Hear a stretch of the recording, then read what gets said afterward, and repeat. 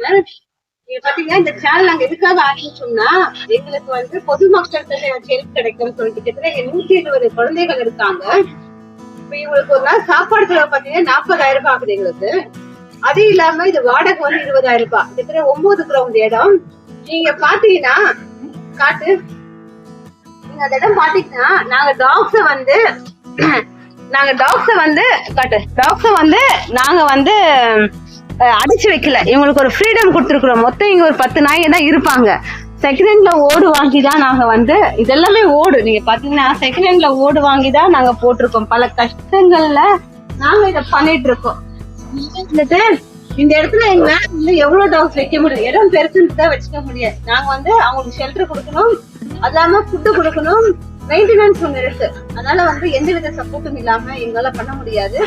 அது இந்த சேனல் பாக்குறவங்க தயவு செய்து டாக்டர் எடுத்துக்கீங்கன்னு சொல்லாதீங்க. நாங்க எதுக்குலாம் உங்க மனசு கஷ்டமாகும். எங்க நிலைமை நீங்க புரிஞ்சுக்கணும். இந்த ட்ரீட்மெண்ட் நீங்க பாத்தீங்கன்னா இந்த மாசம் மட்டும் நாங்க வந்து 8 குழந்தைகள் எடுத்திருக்கோம்.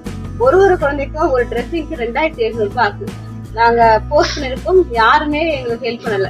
அப்படியே நீங்க பாருங்க, சாப்பாடு செலவு அது இல்லாம எங்களுக்கு டிரான்ஸ்போர்டேஷன் இருக்கு.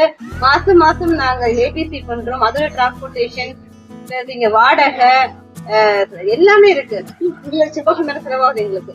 அப்படின்றப்ப நிறைய கடன் வாங்கி நாங்க பண்றப்ப எங்களால முடியல.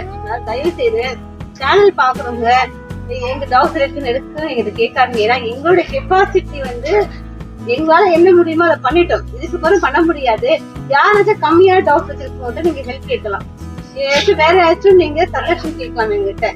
அப்படி கேட்டே உங்க ஹெல்ப் பண்றோம். மத்தபடி எங்களால டாக்டர் எடுக்க முடியாது. தப்பா எடுத்துக்க வேணாம்.